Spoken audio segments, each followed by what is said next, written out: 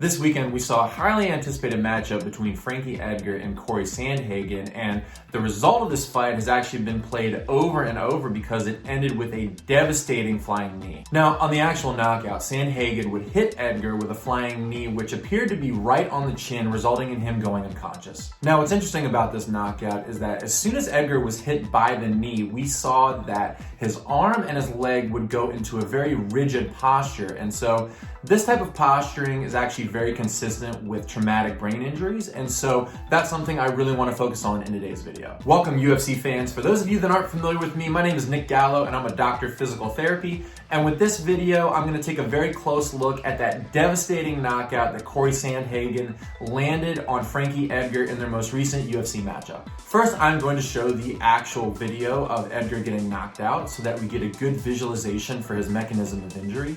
Then I'll go over the specific anatomy associated with a knockout and why something like a flying knee to the chin can cause one.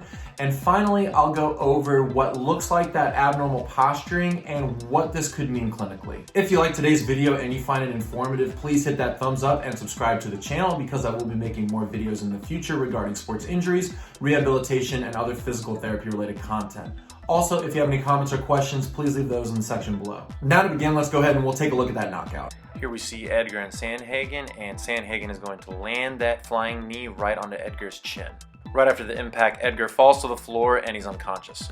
Here's the impact zoomed in, but as Edgar is hit, we notice his right arm stays flexed and rigid, and so does his right leg as he falls to the floor. This appears to be something consistent with something known as the fencing response. Now, it's important to know that our brains are actually surrounded by a fluid known as cerebrospinal fluid in the skull.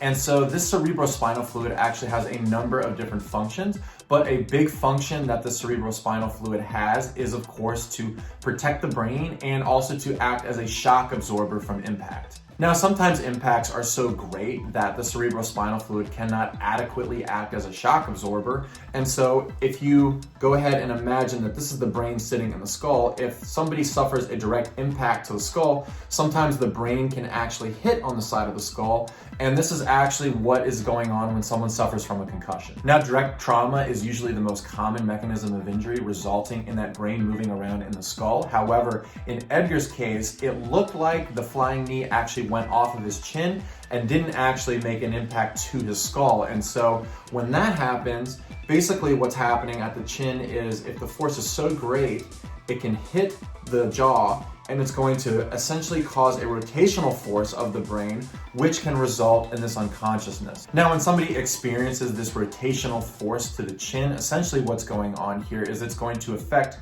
two areas of brain known as the diencephalon and the midbrain. And so the belief is that if the force is so great, it's going to cause rotation at the brain and it's going to disrupt their normal cellular functions, which can cause unconsciousness. Now, there is a specific grading system for the severity of concussions according to the American Academy of Neurology, and they are grades 1, 2, and 3. And so in a grade 1 concussion, this is considered mild, and essentially the person is going to have symptoms for less than 15 minutes. However, they're not going to lose consciousness at all. In a grade 2 concussion, this is considered a moderate concussion, and a person is going to have symptoms for greater than 15 minutes, but they're also not going to lose consciousness. And finally, in a grade 3 concussion, a person is going to lose consciousness. And this is considered a very severe one. So in cases where a person will lose consciousness, this is considered a severe concussion. And so for these grade 3 concussions, they are considered severe regardless of how long a person will lose consciousness, whether it be for a short amount of time or a long amount of time. Now, right after Edgar was hit on the chin with that flying knee, we saw that a section of his body appeared to go into that abnormal rigidity. And so we don't always see this with knockouts. Sometimes somebody will go completely limp to the floor. Other times it looks like a section or some of their body is going to stiffen up as they're falling to the floor. Here we see in the case of Edgar's knockout that as he's falling to the floor, it looks like that right leg remains stiff and rigid and straight. And we also see that his right arm is also stiff and flexed and kind of extending out towards him. And so when somebody exhibits this type of posture, this is formally known as the fencing response. Typically, we will see the fencing response if a head trauma is severe enough that it's going to affect an area known as the brainstem. And commonly we see this in contact sports such as MMA, boxing. We can also see it in other contact sports such as football or rugby. It really just depends on the severity of the impact to the head.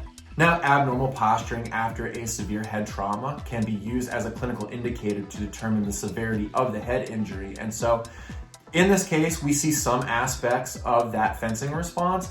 And so although Edgar is going to roll over onto his stomach, it's kind of hard to visualize. As soon as he hits the mat, it looks like that he's exhibiting that rigidity in his arm and in his leg. Now, no word has officially been released yet on the severity of Edgar's injuries, but based on the fact that it looked like he went into this abnormal posturing after the trauma and the fact that he did lose consciousness, there's definitely reason to believe that he suffered something along the lines of a severe concussion. But once again, this is me just going on observation, so it's going to be very important that he has an extensive formal evaluation with a neurologist or somebody that is an expert in concussions so that we know exactly what's going on. As soon as an update comes out about Edgar's case, I'll be sure to update everybody in the comment section. And that's it regarding Frankie Edgar's most recent knockout. And this isn't something that typically happens to Edgar, so he's been one of my favorite fighters for a while. I've enjoyed watching him fight, so hopefully he makes a full recovery and he doesn't have any lasting effects from this. Once again, if you like today's video, please subscribe to the channel because I will be making more videos in the future. Thanks for tuning in, and I'll see you next time.